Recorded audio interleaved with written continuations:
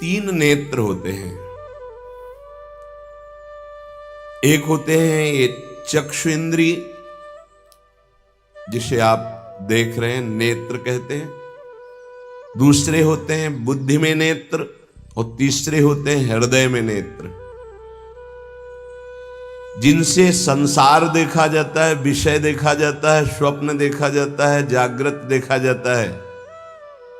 ये नेत्रेंद्रिय से देखा जाता है। इससे ना आप किसी महात्मा की स्थिति को देख सकते हैं, ना भगवत स्थिति को देख सकते हैं। ये केवल माया को देखने वाले नेत्र हैं जो सबके पास हैं। चक्षु इंद्रिय, ये इससे आप किसी की स्थिति नहीं देख सकते, इससे आप परमात्मा दर्शन नहीं कर सकते, इससे आप तत्व दर्शन नहीं कर सकते। ये केवल ब्रह्मा के द्वारा रचे हुए नेत्र, ब्रह्मा की रचना को ही देख सकते हैं, बस। आगे है बुद्धि नेत्र। ये ज्ञान नेत्र हैं। जब बुद्धि में ज्ञान नेत्र प्रकाशित होता है तो तत्व बोध होता है, और भक्तों के हृदय नेत्र खुलते हैं। ही के नयन निहारे, हृदय के नेत्र जब खुलते हैं तो प्रिया प्रीतम की रूप माधुरी, लीला माधुरी, ये उसके नेत्रों में, इन नेत्रों में झलकते हैं। अंदर के दो नेत्र जब ज्ञान चक्षु खुलते हैं तो सर्वत्र आत्म तत्व का दर्शन करता है, अपने स्वरूप का अनुभव करता है, ब्रह्म तत्व का अनुभव करता है। जब हृदय के नेत्र खुलते हैं तो सर्वत्र चिद चिद लक्षणम सर्वम राधा कृष्णमयम जगत, वो तत्व को राधा कृष्ण के रूप में, जैसे गोस्वामी जी सिया राम में। लेकिन इन नेत्रों से ये दोनों बातें नहीं देखी जा सकती, और इन्हीं नेत्रों से ये दोनों बातें देखी जा सकती हैं जब बुद्धि के नेत्र खुल जाएं और हृदय के नेत्र खुल जाए। उपासक हृदय के नेत्र खोलने का प्रयास करें। वो पहले आहार शुद्धि करें, बहुत भोजन शुद्ध। बड़ी कृपा है, आकाशवृत्ति से जीवन चलता है, श्री जी को भोग लग करके मिलता है, परम पवित्र है। अब जो बात करें, पाते समय उपास्य देव के सिवा अन्य कोई विचार नहीं रह जाना चाहिए। ये ध्यान उपासक दे। इसीलिए नाम कीर्तन चला दिया जाता है। चलता है नाम कीर्तन, नाम कीर्तन चला दिया जाता है कि आपका मन किसी विषय का चिंतन न करने पावे, नाम कानों में पड़े और चिंतन नाम का हो। जब हम भोजन के साथ भजन चलाते हैं तो वो भोजन जब पचता है तो नस नस में परम पवित्रता और भजन के परमाणु फैलाता है। अब जैसे आजकल भोजन की प्रथा, जूता मोजा वही सोच में पहन के गए हैं, वही लघु शंका में, और वही होटल में बैठ के वैसे ही जूता मोजा, वही कपड़े, वैसे ही बनाने वाला क्या भाव वाला है, कैसी पवित्रता रखता है, पाने वाला क्या भाव रखे हैं और कैसी पवित्रता है, इन सब का प्रभाव भोजन पे पड़ता है। अगर भोजन ठीक नहीं तो बुद्धि निर्णय नहीं कर पाएगी ठीक। हृदय के नेत्र खुलने के बाद तो बहुत दूर रही, इन नेत्रों से भी सही नहीं दिखाई देता, गंदा ही दिखाई देने लगता है। इन नेत्रों में गंदगी बढ़ जाती है। जिसकी तरफ देखो तो वासना की दृष्टि से देखो, दोष दृष्टि से देखो, राग द्वेष की दृष्टि से देखो, ब्रह्म दृष्टि, भगवत दृष्टि उसकी नहीं आ सकती। ये बहुत जरूरी है। अरे कहीं भागा थोड़ी जा रहा है भोजन, धैर्य पूर्वक चिंतन करते हुए, नाम चल रहा है तो उसी नाम का चिंतन करते हुए। अब जैसे अपने लोग पूर्वाभ्यास तो पद चला लिया, बड़ी सुविधा रहती है। पद कोई बड़ा पद ले लिया और मानसिक पद गुनगुना भी रहे हैं, चिंतन भी कर रहे, प्रसाद भी पा रहे। कोई पद उठा बड़ा पद, देखत नौ निकुंज सुन सजनी लागत, प्रथम यथामति प्रणव बिहरत दो प्रीतम कुंज। अब जब तक पद पूरा नहीं होगा तो भागेगा नहीं, और भागेगा तो पद नहीं पूरा होगा, पकड़ हो जाएगी। अब पद चल रहा है, प्रसाद पा रहे हैं, तो कभी कभी प्रसाद पाते पाते आंसू चल रहे हैं, प्रसाद पा रहे हैं, पद चल रहा है। अब वो भोजन क्या करेगा? प्रसाद नस नस में जाकर भागवतिक भाव संचरित करेगा।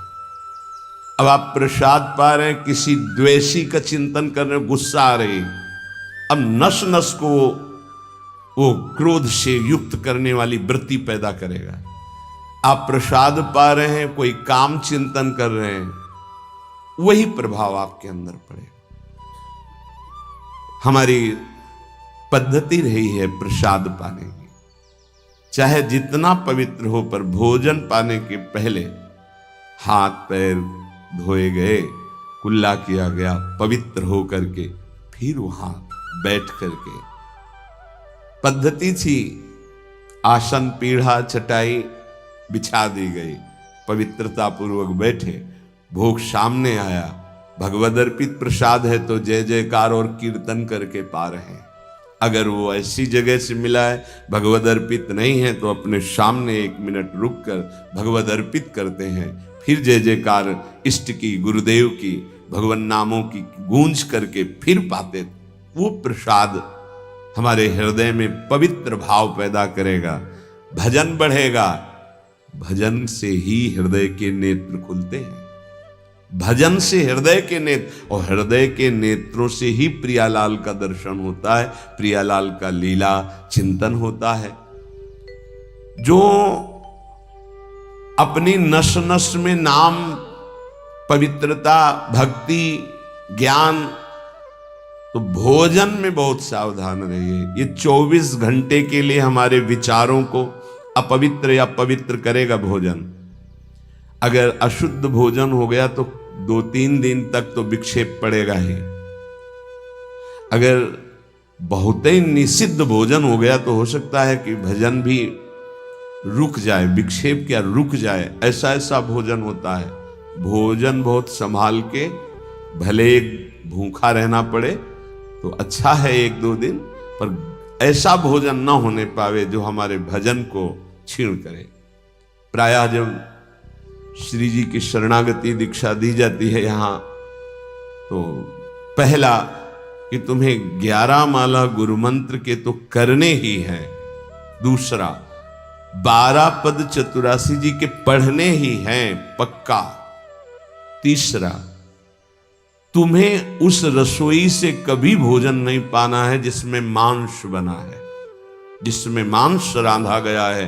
भले तुमको वहां दाल रोटी खीर और ये सब बना के दे, पर वो सात्विक भोजन नहीं होगा, वो राक्षसी भोजन होगा, क्योंकि वो रसोई अपवित्र है, उसके पात्र पवित्र। ये दीक्षा के समय दिया जाता। चौथा, जो तुम्हारे उपासना की, इष्ट की, गुरुदेव की, संतों की, भगवत स्वरूपों की निंदा करे, वो चाहे रिश्तेदार, नातेदार, चाहे कोई भी हो, हम उससे संभाषण बैठकर नहीं करेंगे, कान में उंगली डालकर राधा राधा बोलकर चले जाएंगे। ये दीक्षा के समय शिक्षा दी जाती है। यदि आप अपने कुसंग को नहीं त्याग सके, भोजन का सुधार नहीं कर सके, तो भजन में रुचि नहीं होगी। ध्यान रखना, हम जैसा अन्न पाते हैं वैसा मन बनता है, जैसा मन होता है वैसे ही चिंतन होता है। हमें हृदय के नेत्र खोलने हैं तो हमें आहार पवित्र करना है, पवित्र आहार पवित्र चिंतन के साथ हमें पाना है। ऐसे जल्दीबाजी नहीं, जल्दीबाजी है तो हम नहीं पा रहे हैं, जब हमें समय होगा पा लेंगे। कोई प्राण थोड़ी निकल जाएंगे, एक बार न पाएंगे, एक दिन ना पाएंगे, नहीं निकल गए। कई कई दिन भोजन न पाने पर भी ऐसा नहीं होता कि प्राण निकल गए। बड़ी सामर्थ्य है, प्रभु ने सामर्थ्य दी है। उपासक सावधान रहे, कहीं प्रसाद पाते समय कोई ऐसा दृश्य, ऐसी वार्ता न कर बैठे जो भजन में बड़ी हानि पैदा कर दे। जैसे आप मोबाइल रख लिए तो आप ऐसे दृश्य देख रहे हो जो आपका सर्वनाश करने वाले हो, भोजन पा रहे हो, तो आप निश्चित समझ लेना, निश्चित भ्रष्ट हो जाओगे, आगे नहीं बढ़ पाओगे, गिर जाओगे। भोजन के समय यदि आपका मन पद में नहीं लग रहा, भजन में नहीं लग रहा, तो जैसे यंत्र है आपके पास, तो चतुरासी जी लगा दीजिए, सत्संग लगा दीजिए। आपका चिंतन बनना चाहिए भागवती, कोई गलत चिंतन नहीं। और अगर कोई पास बैठा है तो वार्ता नहीं होनी चाहिए।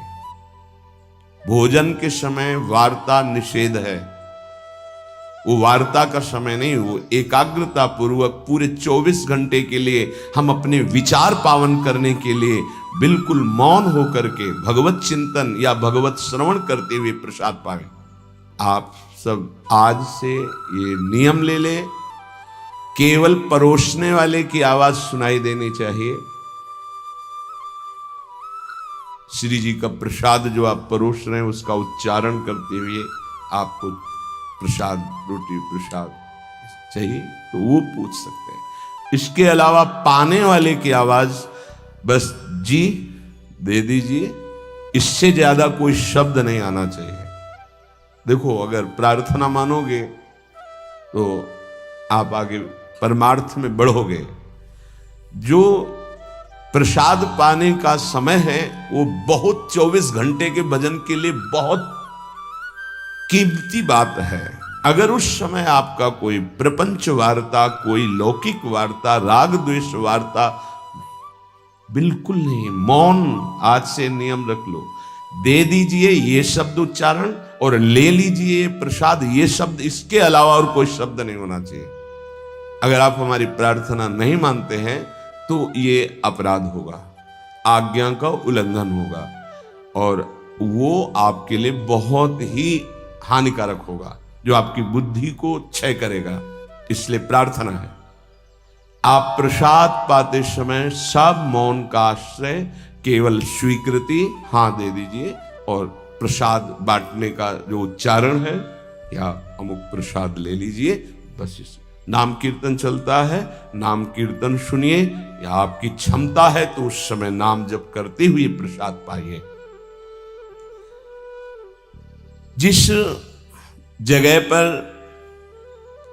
संत सेवा होती है, नाम कीर्तन होता है, ठाकुर सेवा होती है और परस्पर बैठ करके भगवद वार्ता होती है, उस जगह सारे तीर्थ अपने आप आ जाते हैं। वहां वास करने वाले को किसी तीर्थ जाए या ना जाए, कहीं भी, संपूर्ण भुवन की बात कह रहे हैं, जिस घर में, जिस कुटिया में, जिस जगह में, जिस स्थान में नाम कीर्तन होता है, भगवत गुण कीर्तन होता है, साधु सेवा होती है, ठाकुर सेवा होती है, सारे तीर्थ स्वयं आकर वहां वास करने लगते हैं। तीर्थ क्या, तीर्थाधिपति तीर्थपाद भगवान वास करते हैं। जहां भगवान नाम कीर्तन, भगवत गुण गायन होता है, भगवान प्रकट होते हैं। मदभक्ता यत्र गायन्ति तत्र तिष्ठामि नारदः, नाम वाणी जहां श्याम श्यामा तहां। सारे तीर्थ स्वयं वहां वास करते हैं। कुछ गृहस्थ जन कहते हैं हमारे घर में कोई चक्कर है, कोई टुटका कर दिया, कोई परेशानी। हम कह रहे हैं नाम कीर्तन कीजिए, ठाकुर सेवा घर में विराजमान कीजिए, 30 मिनट बैठ करके भगवत चर्चा कीजिए। हिंदी आती है, संस्कृत आती, जो जैसे भी आप, भागवत है, गीता जी है, रामायण जी है, भगवत चर्चा गुणगान कर रहे हैं, प्रभु कुछ, उस घर में कोई अमंगल, कोई भूत प्रेत, कोई चक्कर, ऊपरी नीचरी कोई बाधा, ग्रह नक्षत्र कुछ नहीं, किसी को समझ नहीं आती कैसे सर्व मंगलमय भगवान का नाम समस्त पापों का नाश करके महामोद प्रकाशित करता है। अरे जहां एक भक्त बैठ करके नाम जप कीर्तन करता है और जहां पूरा परिवार बैठकर नाम कीर्तन कर, उसका कितना प्रभाव होगा। एक भक्त करे तो उसके प्रभाव का वर्णन होता है। पूरा परिवार नाम कीर्तन कर रहा है, पूरा परिवार ठाकुर सेवा में बैठ करके 5 मिनट ही सही, आरती पूजा प्रणाम नमस्कार, पूरा परिवार 30 मिनट बैठकर भगवत चर्चा सुन रहा है, कोई एक भगवत चर्चा कर रहा है, वो तीर्थ है घर। फिर ये तो परम धाम है, यहाँ तो महामोद मंगलमय है, यहाँ तो अखंड नाम कीर्तन भगवत चर्चा सब चलती ही रहती। आपको सावधान रहना, जो एक बार आदेश हो जाए उसका उल्लंघन ठीक नहीं है, और उसको तत्काल लागू किया जाए। अगर नहीं किया जाता तो उसे प्रमाद स्थिति कहते हैं, और फिर बुद्धि भ्रष्ट हो जाती है। कोई भी, चाहे वो साध्वी हो या उपासक हो, साधु हो, आज्ञा का उल्लंघन करने का स्वभाव न डाले, नहीं तो प्रमाद स्थिति घसीट ले जाएगी। आज से जहां प्रसाद पाना प्रारंभ होता है और प्रसाद आचमन करने तक मौन, फिर हमें वार्ता ही किसी से करनी। प्रसाद पाने के समय वार्ता, ये तो हमें बात समझ में ही नहीं आई। उस समय कौन सी संगोष्ठी होती है, उस समय कौन सा प्रसंग होता है प्रिया प्रीतम के लीला चरित्र का। उस समय तो हम प्रसाद का स्वाद लेते हैं, उच्छिष्टामृत भुक्त वैव, प्यारे जू ने पाया है, और नाम कीर्तन करते हैं। तो हमारे हृदय के नेत्र खुलेंगे, तभी तो हमारी भजन में रुचि बढ़ेगी, जब हमारा प्रसाद पाते समय भजन होगा। बहुत ध्यान देने की बात है ये। अगर प्रसाद पाते समय प्रपंच, तो 24 घंटे प्रपंच चिंतन चलेगा। अगर प्रसाद पाते समय राग द्वेष की चर्चा, काम क्रोध की वार्ता, तो हृदय मलिन हो जाएगा। हम प्रसाद पाते हैं पवित्रता के लिए, प्राण पोषण के लिए, तो प्राण पोषण और पवित्रता दोनों होगी भगवत चिंतन से। केवल प्राण पोषण हुआ, बुद्धि अपवित्र हो गई, तो फायदा क्या। जो नाम जप करता है उसको कभी ये चिंता नहीं करनी कि अब हमारे जो पूर्व पाप हैं वो कैसे नष्ट होंगे। वज्रम पाप मही भृताम, जैसे पर्वत को चूर चूर करने के लिए देवराज इंद्र जब वज्र का प्रहार करते हैं तो वो धूल हो जाता है, ऐसे ही पहाड़ जैसे भी पाप हों और नाम जप कर रहे तो नाम जप क्या करता है, वज्र के समान उस पहाड़ जैसे पाप पर टूट पड़ता है और उसे धूल धूसरित कर देता है। वज्रम पाप मही भृताम, हमें नाम पर ध्यान देना है। कैसे नाम जब छूट जाता है उपासक होकर भगवत प्राप्ति का लक्ष्य बना के, और तुम्हें चैन है, इसका मतलब है आपका लक्ष्य भी भजन भगवत प्राप्ति नहीं बना, नहीं तो चैन के तद विस्मरणेन परम व्याकुलते थे। भगवद्रोद्रेकस्य सिद्धौषधम, ये नाम संसार रोग के आवेश को शांत करने की सिद्ध औषधि है। जासु नाम भव भेषज, ये भगवान नाम ये भव रोग की अचूक औषधि है। अर्थात नाम जापक को भी ये भी चिंता नहीं करने की हमारा कल्याण होगा कि नहीं, नाम चल रहा है, ये हमें भव समुद्र से पार ही नहीं, भव समुद्र को सुखा देगा। नाम लेत भव सिंधु सुखाही, करो विचार सुजन मन माही।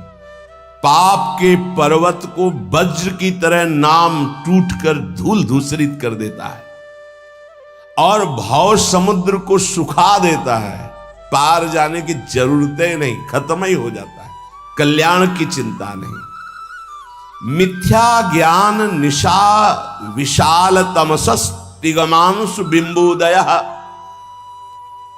ये नाम अज्ञान रूपी घोर अंधकारमयी रात्रि के नाश के लिए भगवान भुवन भास्कर सूर्य के समान है। उपासक को अभी ये भी चिंता नहीं करनी कि हमें तो कोई ज्ञान नहीं है, हमारे अंदर तो अभी बड़े आकर्षण है संसार के, अविद्या है। बिल्कुल चिंता मत करो। नाम जब चल रहा तो जैसे घोर अंधकार रात्रि में है, सूर्य उदय होते ही वो सब नष्ट हो जाता है, ऐसे नाम जापक के हृदय का अज्ञान अंधकार नष्ट करने के लिए भगवान नाम सुंदर ज्ञान प्रकाश कर देते हैं। अन्य उसे कोई पढ़ने लिखने की आवश्यकता नहीं पड़ेगी। नाम जब से अपने, जैसे कल आप सत्संग में ध्यान दीजिए सुन रहे थे कि जिसका अंतःकरण शुद्ध हो जाता है, जो राग द्वेष रहित महात्मा है, बिना पढ़े सारे वेदों का अर्थ उसके हृदय में स्फुरित हो जाता है। मिथ्या ज्ञान निशा विशाल तमसस तिग्मांश बिंबोदयः। अज्ञान रात्रि के घनीभूत अंधकार के नाश के लिए प्रभु का नाम सूर्य के समान है। क्रूर क्लेश मही रुहा मूर्तर ज्वाला जटालह सिखे। ये क्रूर कर्म कराने वाले काम क्रोध लोभ मोह मद मत्सर, इनका जंगल है। इस जंगल को नष्ट करने के लिए दावाग्नि के समान नाम है। इसको भस्म कर देगा, सारे विकारों को भस्म कर देगा नाम। क्रूर क्लेश मही रुहा मूर्तर ज्वाला जटाला सिकी। जैसे प्रचंड दावानल पूरे वन को भस्म कर देता है, ऐसे नामाग्नि समस्त विकारों को भस्म कर देती। हमको ये भी चिंता नहीं करनी कि हमारे अंदर विकार काम क्रोध लोभ मोह मद मत्सर है। नाम चिंतन करो, चिंता नहीं। द्वारम निर्वृत्ति सद्मनो विजयते कृष्णेति वर्णद्वयम। ये परम शांति परमानंद का द्वार खुल गया यदि जिह्वा पे कृष्ण कृष्ण कृष्ण राधा राधा राधा राम कृष्ण हरि, जो नाम गुरुदेव ने दिया, अगर वो नाम चल रहा है तो अब चिंता भी नहीं करनी कि हमारा परम पद मिलेगा, कल्याण होगा कि नहीं। नहीं, द्वार में प्रवेश कर गए। जिह्वा पे नाम मतलब द्वार में प्रवेश कर गए। महाराज जी, लोग तो कहते हैं कि जिह्वा से नाम जप करने से कोई लाभ नहीं मिलेगा। कहते कर में तो माला फिरे, जीव फिरे मुख माही, मनुआ तो चहु दिस फिरे, यह तो सुमिरन नाही। कुछ लोग कहते हैं हाथ में माला चल रहा है, जीभ में नाम चल रहा है, मन संसार में घूम रहा है, इससे तो कोई लाभ मिलेगा नहीं। तो महाराज जी, प्रायः नाम जब तो ऐसे ही होता है प्रारंभ में, तो उसको तो कोई फल ही नहीं मिलेगा। अरे ऐसा कहने वालों की बिल्कुल बात मत सुनो। पूज्य उड़िया बाबा, ऐसा कहने वालों की बिल्कुल बात मत सुनो, उन्हें कहने दो। वो क्या जाने, नाम में अपार सामर्थ्य है। जिसकी जिह्वा में नाम स्मरण चल रहा है तो मन लगे ना लगे उसको फल अवश्य मिलेगा। ये बात, इसीलिए भगवत प्राप्त महापुरुषों के वचनों को समझना चाहिए। अब कौन सा दोहा कहां से उठा के कैसे, अब अगर ये दोहा नए साधक को सुनाया जाए कि कर में तो माला फिरे और जीभ फिरे मुख माही और मनुआ तो चौदिस फिरे, ये तो सुमिरन नाई, तो जो शुरू किया वो भी रख देगा माला कि फल ही नहीं मिलना तो हम क्या करें। पूज्य राधा बाबा, तुम चिंता मत करो, तुम मशीन की तरह जीभ से शुरू करो राधा कृष्ण राधा कृष्ण राधा कृष्ण राधा, बाबा के वचन, फिर तुम देख लेना। गोस्वामी जी कह रहे तुम चिंता मत करो। राम नाम मणिदीप धर जीह देहरी द्वार, तुलसी भीतर बाहरो जो चाह सुझिया। हमको वो बात समझनी है जो बड़े बड़े महापुरुष कह रहे हैं। ऐसे लोगों की बात देखो, बाबा ने पहला शब्द उत्तर में ऐसे कहने वालों की बिल्कुल बात मत सुनो, उन्हें कहने दो, क्या जाने नाम में कितनी अपार सामर्थ्य है।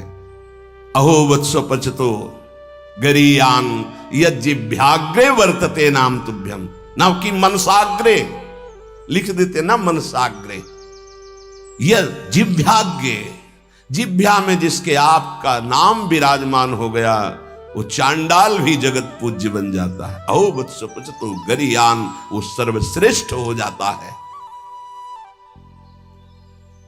भजन करना है, निरंतर भजन करना है, मन लगे ना लगे तुम्हें इसकी परवाह नहीं करनी। जो तुम्हारी जिह्वा से नाम निकल रहा है वो फल दे के रहेगा, ये बैठा लो हृदय में। केवल जिह्वा से तुम भजन करना प्रारंभ करो, फिर देखना मन लगने की बात जाने दो, मन नाममय हो जाएगा, अपने आप नाममय हो जाएगा। जब हम अधिक समय तक विषय चिंतन करते हैं तो मन विषयमय हो जाता है। जब अधिक समय तक हम नाम जपते हैं तो मन नाममय हो जाता है।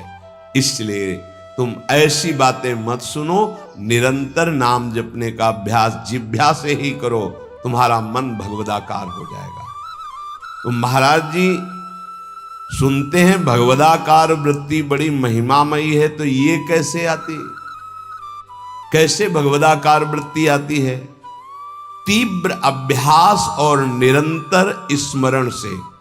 जब क्षण क्षण में वृत्ति हमारी भोगों की तरफ जाती है, उस वृत्ति को हटाकर हम नाम में लगाते हैं तो नामाकार वृत्ति, एक एक वृत्ति जब नाम में लगने लगती, नामाकार वृत्ति प्रभु के रूप में लगने लगती तो भगवदाकार वृत्ति, तत्व चिंतन में लगती है तो ब्रह्माकार वृत्ति। इसलिए विशेष प्रयत्नशील उपासक वृत्तियों को भगवदाकार कर लेता है। प्रयत्नशील, बार बार मन संसार में जा रहा है, उसे हटाकर नाम में लगाते हैं, बार बार नाम में लगाते हैं, धीरे धीरे वृत्तियां नाम में हो जाती हैं। जब स्वतः एक एक वृत्ति नाम में हो जाती है तो भगवदाकार, मंत्राकार, नामाकार, ब्रह्माकार ऐसे शब्दों से कहा जाता है। ये केवल बातें बनाने से नहीं होता, पुरुषार्थ, तुम्हें भगवत कृपा से सामर्थ्य मिली है ऐसी। उपासक प्रधानता कृपा की मानता है, अपने पुरुषार्थ की नहीं। पूरा प्रयास करके भगवदाकार वृत्ति का, और फिर उसमें देखता है कि बड़ी कृपा है। ये जो पुरुषार्थ हो रहा है ये गुरु कृपा से हो रहा है, ये भगवत कृपा से हो रहा है। भगवान की आज्ञा समझकर पुरुषार्थ करे और उससे लाभ हो तो भगवत कृपा समझे। आपका तात्पर्य यही है ना? हाँ हाँ, यही सिद्धांत है। ऐसा ही करना चाहिए। ऐसा करने से अभिमान नहीं होता।